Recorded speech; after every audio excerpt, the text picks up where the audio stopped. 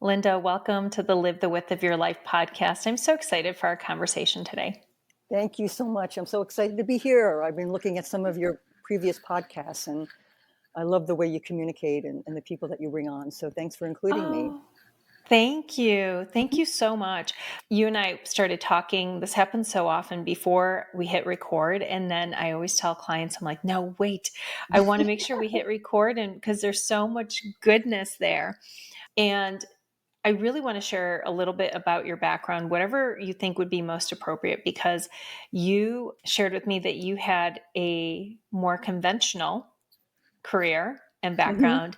And now, of course, you are a consciousness doula and you're an author and an amazing artist, and you have such an important mission. Maybe start us off and just tell us a little bit more about you and growing up and how you find yourself to become a consciousness doula today. It definitely wasn't something I planned on being. It chose me over the years. I was raised in New Jersey in a small town, very conventional family. I was the odd child. I was seeing things and hearing things and experiencing things that no one else was. I wanted to be an artist, as we were speaking before, when I was a kid, but no one in my family understood creativity or art. So it got ignored out of me. And I eventually went on and had a fairly conventional career. I went from advertising, I was there for about 15 years, and I ran new business for ad agencies. I became a top executive in that industry. But that whole sort of spiritual side of me that was started when I was a kid never really left me. So I was always interested in astrology and tarot and different kinds of energy, but I didn't really get into it very much until I was in my early 40s, actually, when it really came roaring back to me. And I took care of my father for a year. My father had been an alcoholic his entire life. He had a tough life, but I took care of him the last year of his life. And that was a very inspirational experience for me and really redeemed him and brought our family back together again. And 3 days after I buried him, I heard a voice say, "Go to Sedona." And I had heard of Sedona, but I'd never been here before. So I got on a plane. I had nowhere to stay, didn't know where I was going, and ended up staying 5 months and had all these opening mystical experiences that sort of reawoken all of my childhood spirituality and experiences and connecting with insects and art, and all that kind of came roaring back to me. What happened was when I went back to New York, I spent 5 months and I had been in advertising. I knew that I couldn't go back to a conventional life. I knew that I had passed through some veil and I was in a different state of mind, but I still had to make a living. So I started getting involved in conscious business practices. And these were companies at the time that were just beginning to come organic and solar energy and all these little small businesses that really had this focus on this new world that was coming that was way better than the world that we had been living in. And they really wanted to participate through whatever technologies, whatever products that they had. So I began getting involved with them and started working with the marketing and branding and communications of these small companies because that was my background. But along the way, I also really started getting involved in deeper study of spiritual disciplines and shamanism and energy work and working with frequencies. And so these kind worlds just converged for a while. And I actually was a bridge between the corporate world and the spiritual world. And that went on for quite a while until my mother fell and shattered her femur. And I went into 9 years of 24/7 care. That began a whole nother journey. And at the time, I didn't see any benefit to what I was going through. And I really thought that I was ready to do something really meaningful in the world. And I had started channeling my book, Trusting the Currents. I had started hearing the voice of an old Black Southern woman, and I never expected to be a writer, but I started writing down her words. And over a 2 year period, she channeled her story to me. And then I put it away for a year because I thought I was crazy. This can't be happening. And then she came back and said, it's time to start editing. So during the time I was taking care of my mother, I was also editing my book, but completely lost my ability to work because between my mother and the book and everything else going on, it was a whole different journey that I went down. And I really went into a time of a dark night of the soul, which many people who go through a spiritual awakening will go through a deep, dark night of the soul. And I didn't have any understanding of what I was experiencing. So it was very difficult. But now I look back and I see what it gave me. But at the time, I didn't see where it was. And that's why I'm so committed to helping people awaken their consciousness, because most people who go into this next kind of subtle realms of consciousness, they will lose things. They will lose jobs. They will lose relationships. They will go into a dark night of the soul, and they think it's them and they think there's a problem. But it really is just, you're just passing through a new phase of your life, and you have to learn to go into yourself deeper, to understand yourself in ways you've never done that before. And you also have to start letting go of things that are no longer serving the direction that you're going in your life. Once I got through that, which took a while, the book came out, and I did not have any time to market it, but it kept winning a lot of literary awards. So that kind of kept it going on its own. It seemed to have a little life force. And Addie Mae Aubrey, who's the narrator of the book, she really set my life in a whole new direction. I never thought I'd be an author. I never thought I'd be a writer. So that was something, that was a gift that was given to me, I think, for the work I had done with my mother. And there's always a gift when you get through Dark Night of the Soul. It's just hard to see when you're going through it. And at that point, it was time for me to leave New York. I had spent my entire adult life in New York. I'd had a great life there. I love New York City. But I had been coming to Sedona now for 25 years, because I would work in New York, make money, go back to Sedona, and really go into deep spiritual study, and then go back to New York. And I did that for about 25 years. So when I finally decided to leave, I gave away 90% I owned in New York. And it just happened that it was the beginning of the pandemic. Got here in the middle, as the pandemic started, left New York, the portal closed behind me. We almost did not get out because they were canceling flights. We had nothing left in the house. It was a very interesting experience. We get here, everything's in lockdown. There's nothing on the shelves. And that began the journey here. And that's been about a little over 4 years now. And that was my transformation into a consciousness doula. And I call myself a consciousness doula, one, because I want that energy to exist on the planet. When I was doing conscious business practices, I created the title of Chief Consciousness Officer. I became the world's first Chief Consciousness Officer for a large global marketing organization, working with the CEOs and CMOs of Fortune 100 companies, teaching them about wisdom, intuition, compassion, empathy, forgiveness, and gratitude, which I consider human technologies. We have a lot of digital technologies out there now, but we really need to start integrating these human technologies, because we need to run the show, not technology. So as I got here and I really started thinking about what I wanted to do with myself now, I was in a completely different space. Everything I thought I was going to become, I didn't. And now I had all this experience and all this knowledge, and I had certain tools and gifts that I had. And my passion was all about helping people wake up. So I called myself a consciousness doula, because I'm all about birthing consciousness. You probably know doulas historically have birthed babies. And now we have death doulas, which help people birth into death. And they're wonderful human beings. So I'm in a process of transforming into something new, which I think a lot of people are. And I'm now in Sedona. I just launched a new website called wisdomkeeping.com, which will eventually develop into a portal, which is all about helping people that are going through big changes in their lives understand what's happening to them on a very profound, deep level. And that's where I sit now. Wow. There's so much there that I want to unpack too. So when you were a child and you said that you wanted to be an artist, and I think before we hit record, you said you were also very interested in spirituality, even as a young child. Yes, I And wanted to be a so, nun because I was yeah, raised Catholic. I was Irish, Italian, and Polish, so I was a Catholic trifecta. very Catholic. So I was very Catholic. Yeah. And like most children, I think are discouraged, right, by well-meaning parents and adults who say, do something practical. But you noticed that you had that intuition. Did you feel like you had some of those gifts when you were younger? The Yes, channeling and yes, sensing? Yeah, you yes. did. Okay. I was having experiences all the time that I learned not to tell people, because when I would tell my parents or friends, they would tell me it was my imagination, or they would make fun of me. So I learned just to keep it quiet. But I was always the one that everyone came to with a problem. I was Yeah. always the caregiver. I was always the wisdom keeper. Even when I was a child, I took care of my entire family, and I took care of friends. And I was just someone that people went to.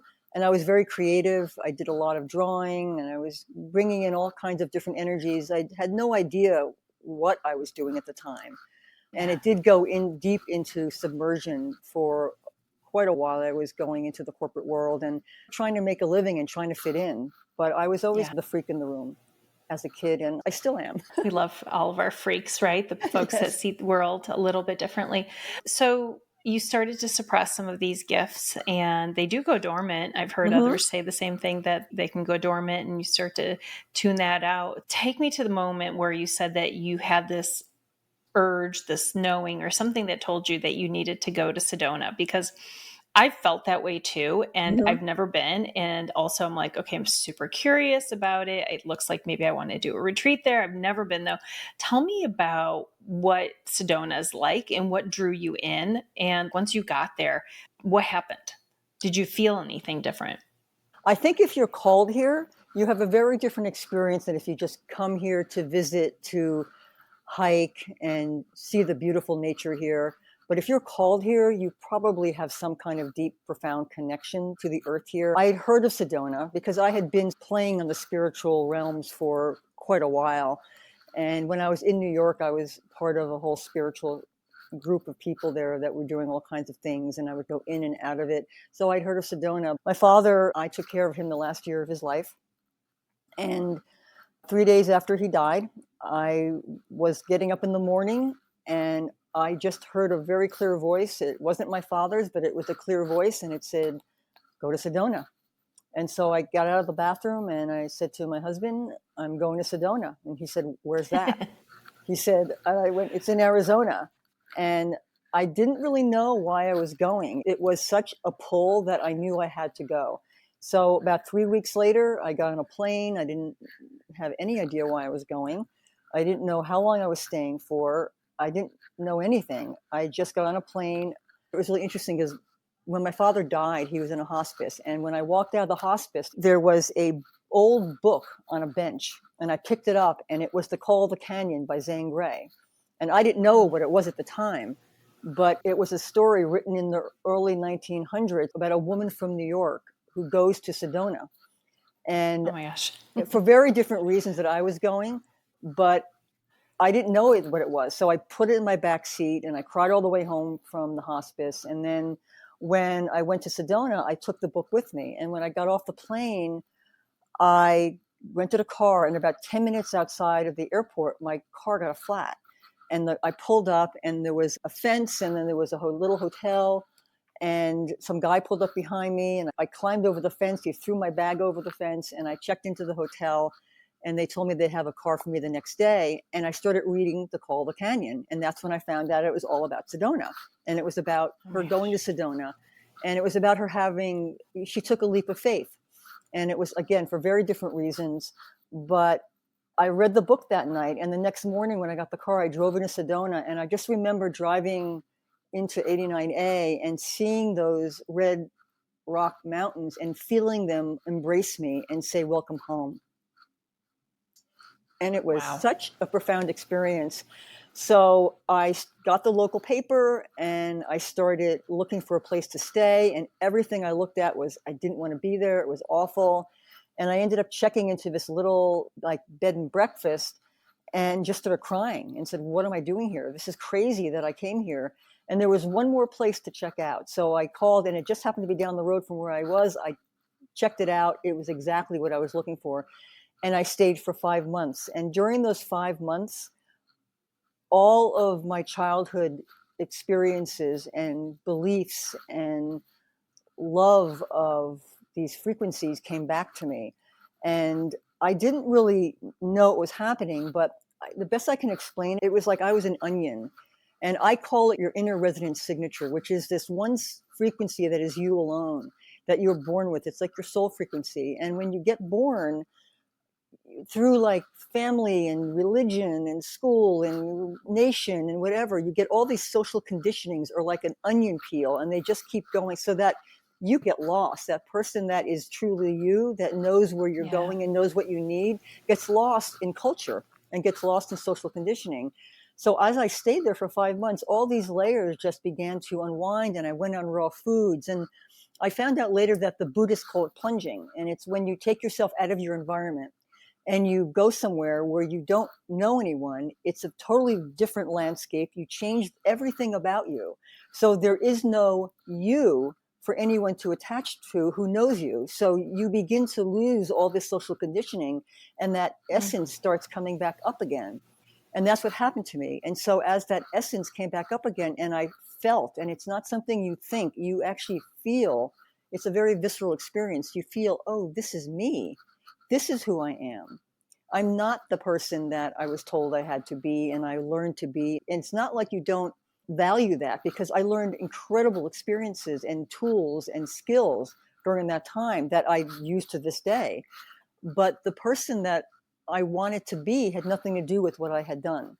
So I started really immersing myself more into spiritual practices and creative practices, and that was who I was. And it doesn't mean it's supposed to be who everyone else is, but that's who I was. So by the time I came back to New York, and after 5 months, I knew I couldn't just stay there. I knew Sedona never let me stay until this time. I came for 25 years. I tried to stay every time, and she always threw me back into New York. So Why do she, you think that is?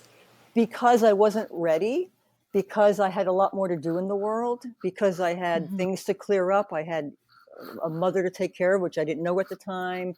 I think Sedona is very wise, and she will give you what you need. And some people get here and have really difficult experiences. A lot of stuff comes up. You will have a lot of old traumas, things that you're not dealing with will come up when you come to Sedona. So it's not all rainbows and fairies. It's very much about this deep inner work that you will begin. She may give you some beautiful things to take, as see these nice, sparkly, beautiful things that happen to you, but she'll also take you down deep into parts of yourself that you may not have traveled to without her guidance.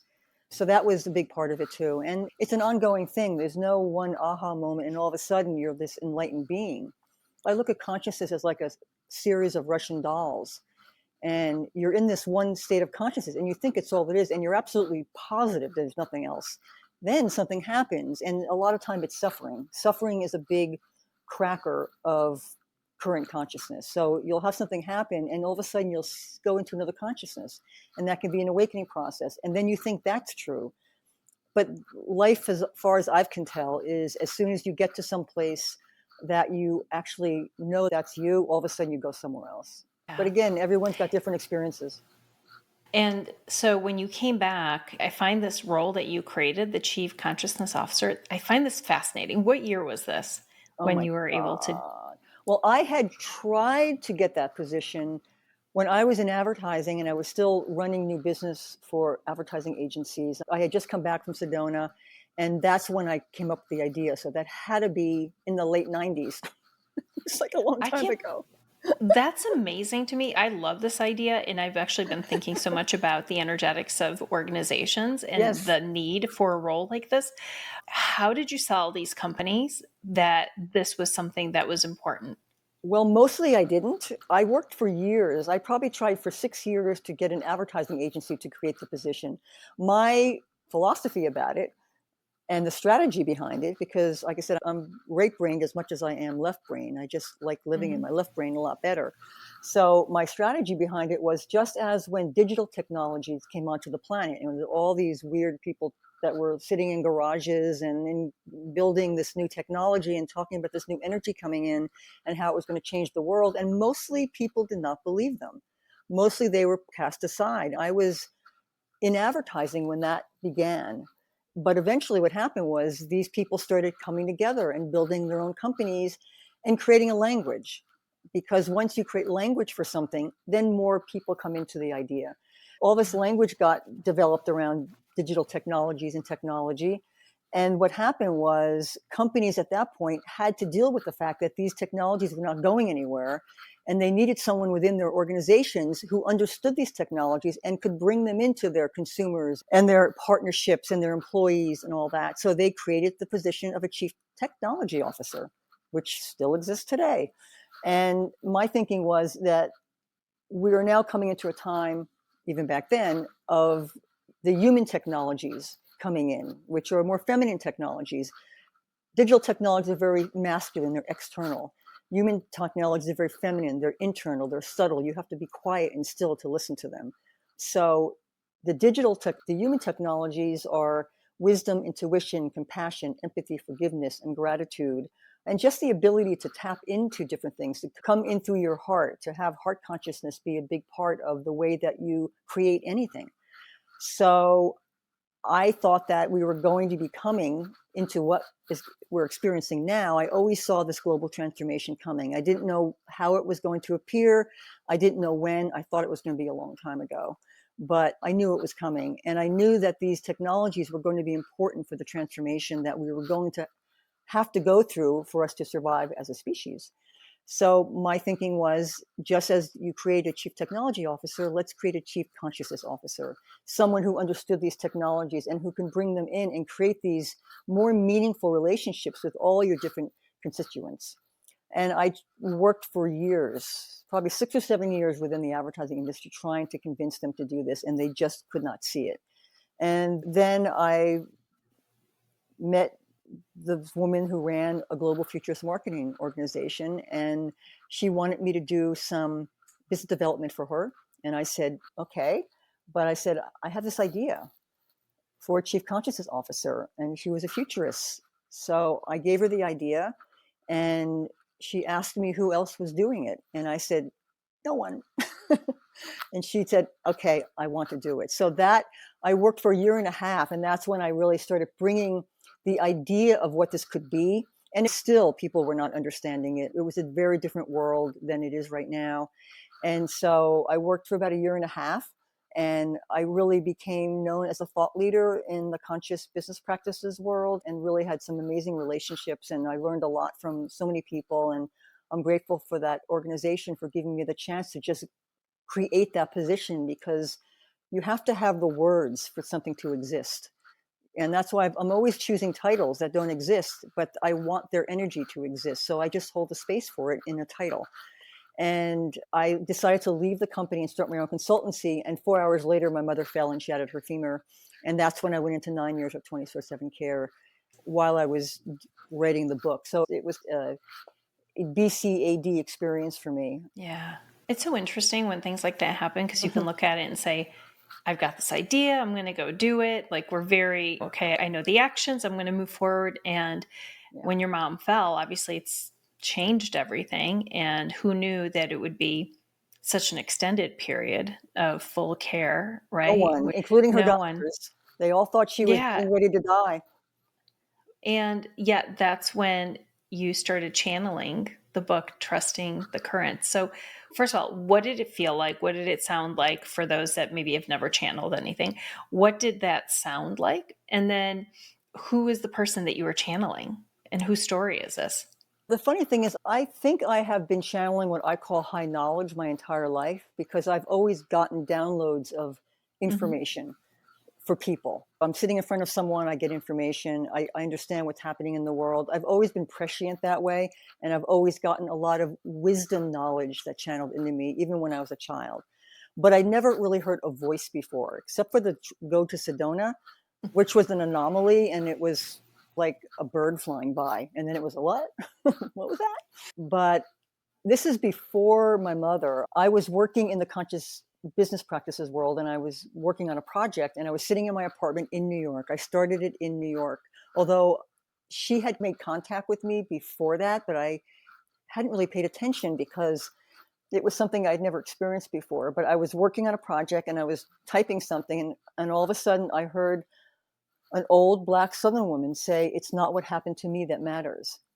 And it was like she was standing right next to me, and it was clear and it was powerful. And I got freaked out because that was something that's never happened before. But I wrote down the sentence, and that happens to be Mm-hmm. the first line of her book, of her story. And then I just sat there, and then she wrote like a paragraph or two. And then I felt her leave, and I was like, okay, that's a little weird, but and I went back to my work and left it on the desktop. And then about 3 or 4 days later, I felt her move in again. And I used to explain it like I always saw this indigo color. It was like jumping into an indigo abyss. And it was a very uncomfortable in the beginning. It felt cold and weird, but I would just allow myself to settle in. And as I settled in, I would hit this warm current. And then she would speak. And she always picked up where she left off. So I never knew where I was going until I was writing the story, because I wasn't given a treatment or an outline. I just wrote. And she gave me everyone's name. She gave me her last name, but I couldn't get her first name. I kept changing the first name for the first year. I knew it wasn't right. And then at the end of the first year, it took me 2 years to channel the book. And that was just all her. And I wrote it in heavy Southern Black dialect because I wrote it the way I heard her voice. I never thought I'd be publishing it. I never thought anybody would read it, but it was important to me that I write it. I could feel that I needed to do this. And I had to sacrifice a lot to be able, because when I felt her, if I was driving, I'd have to pull over the side of the road and write something down.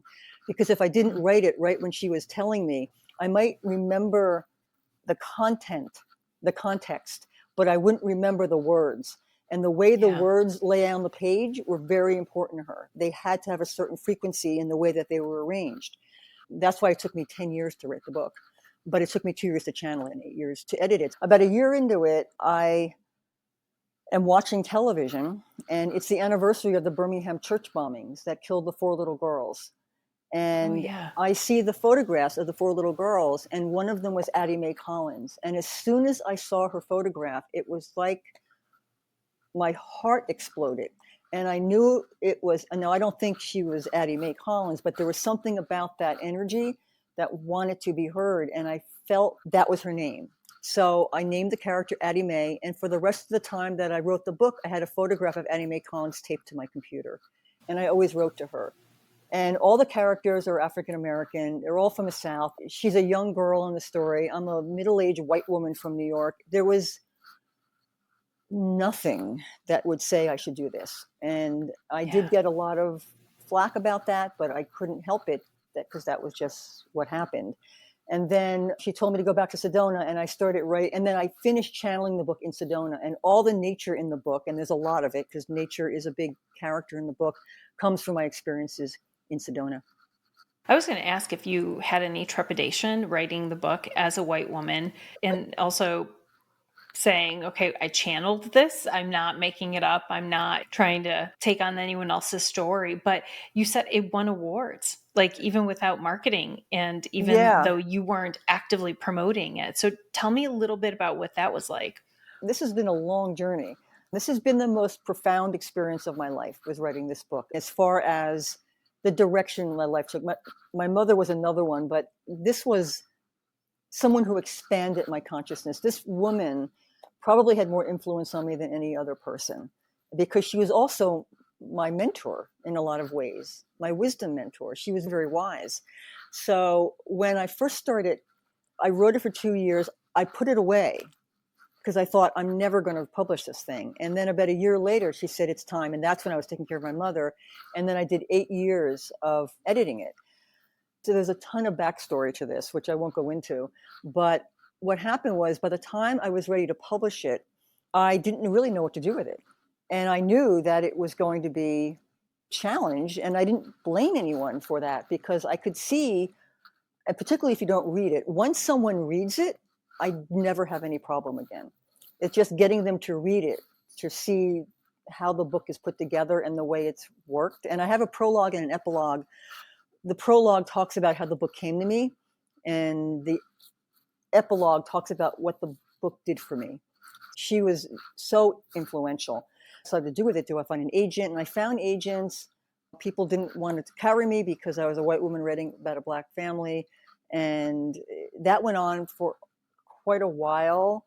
And then I had an experience with Addie Mae Collins' sister, it's another weird story, about when I came back from channeling the book, and before I started really editing it, they had just caught the guy that did the bombing, like 30 years later. And they were doing a series of articles in the New York Times about the families of those girls. And one of the stories they did was on Sarah Randolph, who was her sister and was in the church and lost her eye when the bomb hit. And when I saw that article, I just had such a profound sense of wanting her to know the influence that her sister had on me, even though who knows what that really was. But Addie Mae Collins was part of this in some way, shape, or form, at least for me. So I called the reporter for the New York Times and told them my crazy story and said, I want to send her a copy of the draft copy of the book. And he gave me her address. It was oh my gosh, totally bizarre. Who does that? I know. It was totally bizarre. Now, this is many years ago now, because I said this Yeah. book has taken me decades. It's been a decade-long journey. So I put the book together and put in a little manuscript and sent it off to her, and then basically forgot about it. I have a tendency to, when I do something, I put my intention into it and I put my heart into it, and then I don't have any expectations, and I just leave it. So a year goes by, and this is when I'm trying to find an agent and I'm trying to decide, do I self-publish it? Do I publish it? What do I do with it? And I just moved from one apartment to another, and I plugged in my phone, and within 30 seconds, the phone rings and I pick it up, and it's this old Black Southern woman and asking for me. And I say, it's Lynnda, and it's Sarah. And she had finally gotten around to reading the book, and she wanted to tell me a real good book. And she went on to tell me that Addie Mae would have been proud. And she asked me if she could keep the book. And I said, I don't know when it's going to be published, but yeah, you can keep that. And I asked her, I said, I'm a white woman from New York. I said, do you have a problem with that? And she said, no, because I see the love that's in the book. And that, to this day, I'm telling you, Oh, that's so beautiful. it meant so much to me because I had so much doubt. And I'm sorry, I don't know why I'm getting so emotional. And after that, I just didn't care anymore, because part of the message of the book, because I asked Addie Mae all the time, why me? And she said Right. two things: to show what two women who share the same compassion spirit can accomplish when they come together. And the second one was to celebrate our differences, that wherever we come from, we come onto this planet to celebrate our differences.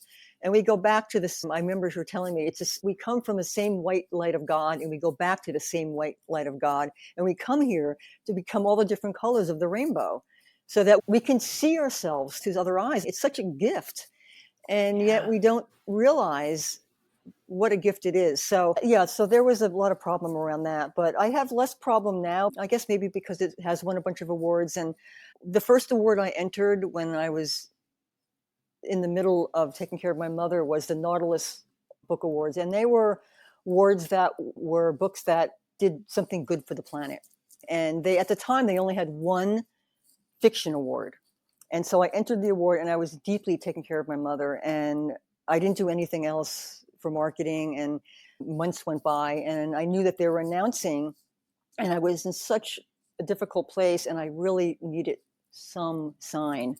So I called them when they were supposed to be announcing, and they said, did you get an email? And I said, no. And they said, if you didn't get an email, you didn't win anything. And Mm. so I hang up the phone and I start crying because I just needed something. And about 5 minutes later, the phone rings, and it's the Nautilus Awards. And she goes, and I'm still crying, and Yeah. I'm listening to her, but not quite. And all I hear is the word winner. And I stopped and I went, what did I win? She said, you won the gold medal in fiction. And Barbara Oh my God. Kingsolver had won it the year before for flight behavior. And the year Wow. after me, T. Geronimo Johnson had won it. So for, I think, Welcome to Braggsville. And so I was at the time the only indie author that had won the gold medal. So I said to her, I can't be. I said, I just spoke to someone there. They told me I didn't win anything. So she said, really? I said, yeah. She said, well, let me call you back. I'm sitting there for another 5 minutes, and she calls me back and she said, Lynnda, you won the gold medal. The email got caught in our server. So it never went Oh, out. so, so wow. that was the first award. That was the first one I entered. And then the next year I entered a bunch of others, and it won often, and it did Oh, well. And that really helped me. And I think all of us that have a passion for something and feel a drive to do something in life, and we don't really know why we're doing it, and we don't get a lot of support. I didn't get hardly any support for writing the book, because when you're doing something that your friends don't know you for, they don't see you for that, and they don't yeah. usually give you an enormous amount of support. It was really difficult, but finally I started getting more support, and then after a while I didn't need it anymore, and I realized that the book was going to have its own track. Every time I tried to lead it somewhere, it didn't work. So I found I just had to stand behind it and let it take me where it wanted to go, and that's how I feel to this day. And I'm grateful for people who read it. I'm grateful for people who review it. I'm grateful for people that share it. It gets shared a lot. I have mothers and teenage daughters reading it together. I've had husbands and wives reading it before they go to bed at night. My first review was from an Anglican priest in England who somehow found the book 3 days after it came out on Twitter and downloaded it onto iTunes and ended up writing me this amazing email about how it's about everything he teaches in his parish. And he became my first Amazon review. So Oh the my book, gosh. yeah, that's just this much of the crazy stuff that's happening with this book. So I just sit with it now, and it will do what it wants to do. And Well, I so, can't wait to get a copy. I didn't get a chance to get it before this interview, but I'm so excited because it just sounds like it's such an amazing story. And I just love having the backdrop of this labor of love for 10 years. yes, it was a calling. It's a calling. And I want to make sure we talk a little bit about how you work with clients and how you help them. I know your mission is to help others awaken to their inner universe. They can begin to create and live from an expanded state of awareness and Mm-hmm. consciousness. How do you do that? And how do people most frequently work with you? In the past, I've done a lot of just one-on-ones. I work with people that are going through a difficult time. A lot of times I don't even, I'm just meeting people in restaurants and in different places. And I just feel that I can feel someone going through something. So I work with them in ways that I don't get paid. I just help people that are going through things. But I've worked with them as a consciousness doula, working with people one on one who are going through awakenings, and it's just a matter of setting something up and making phone calls. I'm very much about creating a community now. And so I've just started creating a new website called wisdomkeeping.com. And I have my first course, which I'm not ready yet, but I'm working on it. It's called Wisdom Keeping. And it's an 8-week course about the awakening process. And it'll explain everything that you're going to go through and how to navigate it, and then connecting people with each other. Because what happens is when you start waking up, you very often have to disconnect from people and jobs and places. You just go in a different direction. And it's very scary if you don't have anything else. And there is part of the Yeah. process that you have to do in solitude.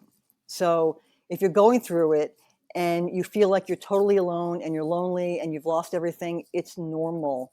And it's allowing you to go into a deeper place within yourself so you can start going in and finding some of the trauma and allowing some of the emotions to come out and getting to know who you are on a deeper level. And then eventually you will start meeting other people who are resonating with your experience. And then you can start building these phenomenal new relationships, because when you come out of it, you begin to develop more relationships that have more meaning to them. I've been doing that for years, and my relationships now are very deep, and we have total trust in each other, and we're honest with each other, and we can be vulnerable. And I think right now we really need that in the world. So eventually I want to build a community all around that. And there's a place on my beginning little baby website where you can put your name and your email. And when I launch the portal, because it's going to be a big portal, and I want other people that are doing this work, because for me, this is not about me. This is about, I have one frequency, and my frequency is for people that resonate with my frequency. But there are people that are doing the same thing all over the world, and they're just Yeah. communicating it differently. They're using a different language. And for me, it's all about, are they coming from their heart? If they're coming from their heart, Yeah. they're coming from the right place. If they're coming from their mind, they're coming from the ego, they're coming from the need to have money as a primary factor, because this is not something you go into for money. Right. This is not something that you go into for money. This is something you go into because you have a calling to be this person, and you're here to be of service, and you want to bring everything that you have, because they become tools, like my art and Yeah. the wishing bowl and the book. They become tools for where I'm going, but I also want to work with other people. I look at myself and my website as I'm the mushroom, and I'm bringing people into the mycelium of all these Mhm. other teachers and channels and coaches and counselors and people that are committed to doing good in the world. And you just have to find your right tribe and your right Yes. people, because there is no right or wrong.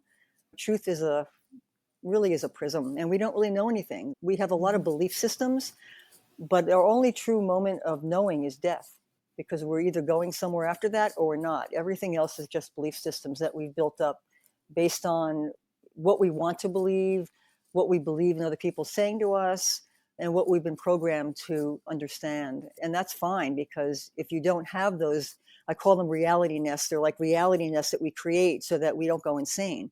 Because Yeah. when you start moving out of a reality nest into an expanded level of consciousness, it's a little mind altering.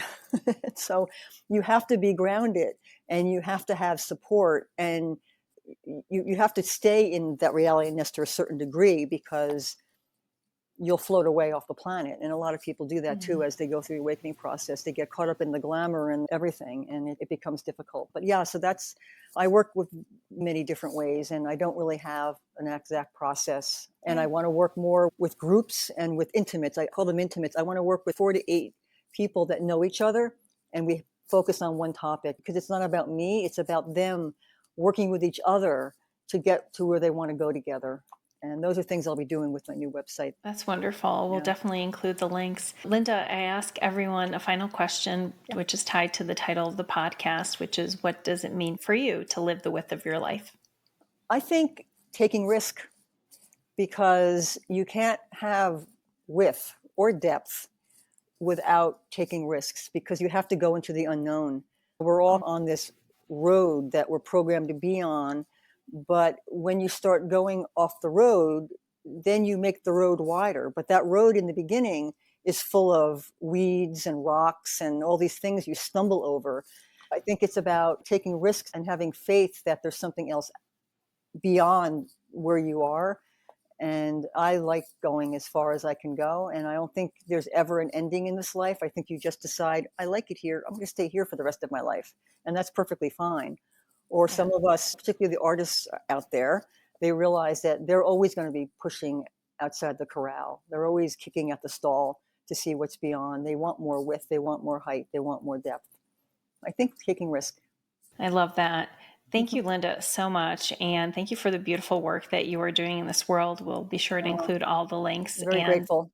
yeah, continued success to you. Thanks. You too. Thank you for inviting me.